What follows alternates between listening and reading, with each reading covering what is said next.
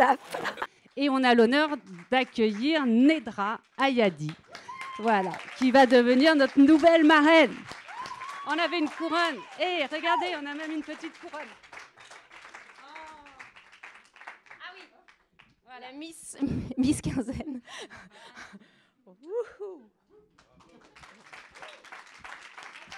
Bienvenue Nedra dans cette aventure folle dingue, parce que ça change, quiconque met un pied dans ce dispositif de la quinzaine en action s'en trouve changé à vie. Mais on se rend toutes compte que c'est complètement thérapeutique. On arrive à mettre des mots sur tout ce qui nous est arrivé. Et en plus, on est toutes et tous super contents d'être là et d'avoir fait des rencontres vraiment exceptionnelles. Hein. Il y a vraiment une connexion entre toutes. Et en plus, on va continuer à se voir. Et c'est vraiment une expérience très riche et très forte en émotions. J'en ai des frissons partout. Oui. Et tout le temps, depuis tous les ateliers qu'on fait, à chaque fois, c'est des émotions. Ça remonte de tous les côtés. Et c'est magnifique.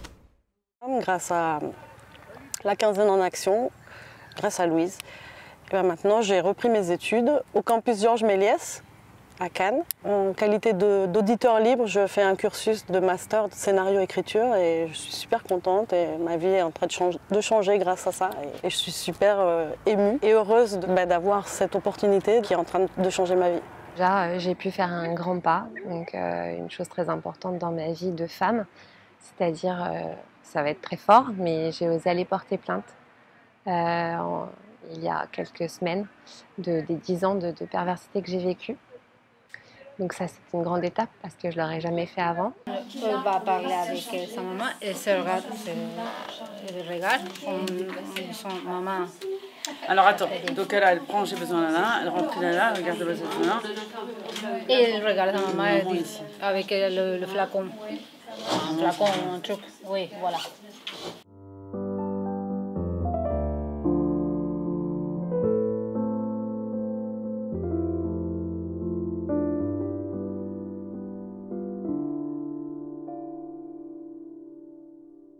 Quand je rentre à la quinzaine en action, dans l'atelier d'écriture, je ne sais pas trop ce que je fais là. J'y vais un peu reculant et au bout de quelques temps, je me sens en confiance. Mais je ne voulais pas écrire parce que j'avais honte des fautes d'orthographe que je faisais puisque je n'ai pas fait d'études. Je suis sortie du collège en 5e. Ils m'ont mis vite à l'aise et du coup, j'ai commencé à écrire un moment de ma vie qui était un peu compliqué mais que je trouvais quand même assez banal. Et ça a été mon premier parloir. C'est ma première approche par rapport à l'écriture, au cinéma, tout ça. Et ça a fait un déclenchement psychologique parce que du coup, je me suis dit, ah ouais, quand même, j'ai vécu tout ça. Et suite à l'atelier, j'ai écrit un livre et ça m'a fait un bien fou. Alors déjà, bonjour mesdames et messieurs. Mesdames... Ouais, il y a beaucoup de dames. Il me stresse, vous avez vu?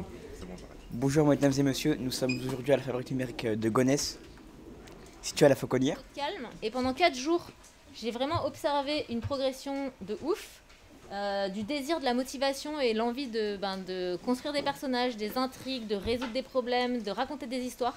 Et c'était vraiment hyper agréable de vous voir progresser, travailler, prendre du plaisir comme ça. Ouais.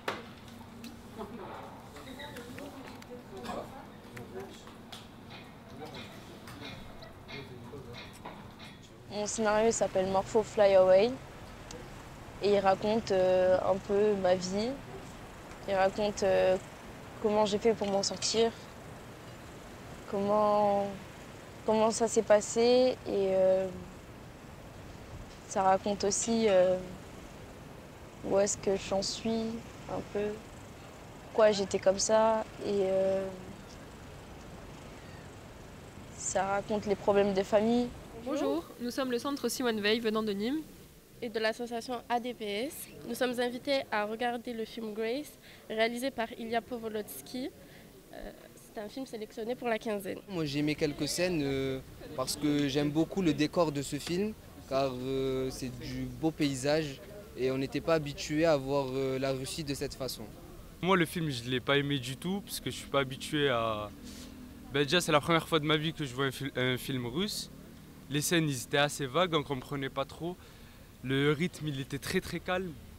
Moi, je suis habitué à regarder des films où il y a beaucoup d'action, il se passe beaucoup de choses.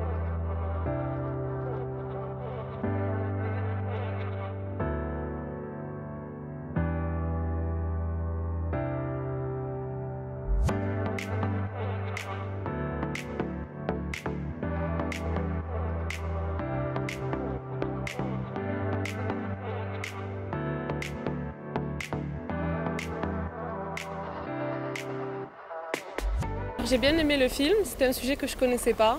C'est un sujet assez intéressant. Pierre Goldman, c'était un homme qui rêvait de révolution, mais qui a vite plongé dans le banditisme. Bonjour à tous, je m'appelle Lunzi, je suis originaire de Roubaix, avec tout le groupe ici présent. Nous sommes là pour le dispositif Regard Jeune sur le cinéma.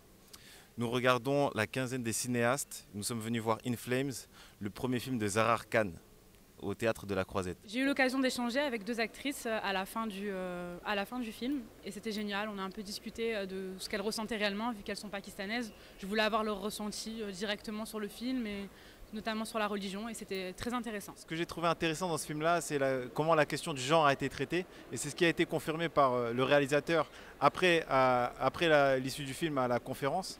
C'était comment il a pu... Oui. On vient de voir Harrison Ford, la fille de ma mère. Regarde ce que je lui dis. Hey, Harrison Ford! Harrison! You are the best! You are better than my father!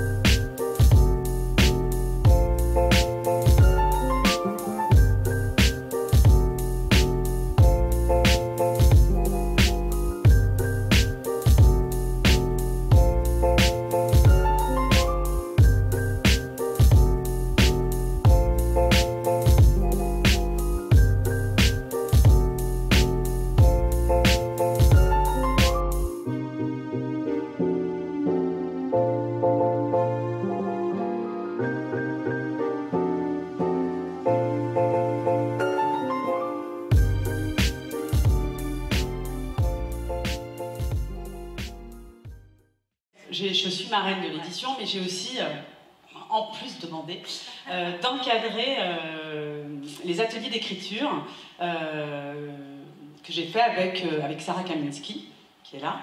Et voilà, écoutez, je suis ravie. Pour moi, c'est vraiment l'essence même de ce que j'aime dans ce métier, en fait. Et des publics vers qui j'ai envie d'aller et que j'ai envie d'amener dans les salles. Donc merci de m'avoir donné l'occasion de faire cette passerelle. Toujours prêt à aider, elle veut juste faire son intéressante. Nous, en tout cas, il nous a jamais rien fait. Il nous donne toujours des cadeaux, c'est impossible. C'est très grave d'accuser quelqu'un à tort, surtout Ricardo. C'est comme notre fils. Je te le dis, Enriquez. Il faut la remettre à sa place. Pour de vrai. Je crois qu'elle a compris. Non, pas du tout. À chaque fois, elle recommence. Tu n'es pas assez ferme.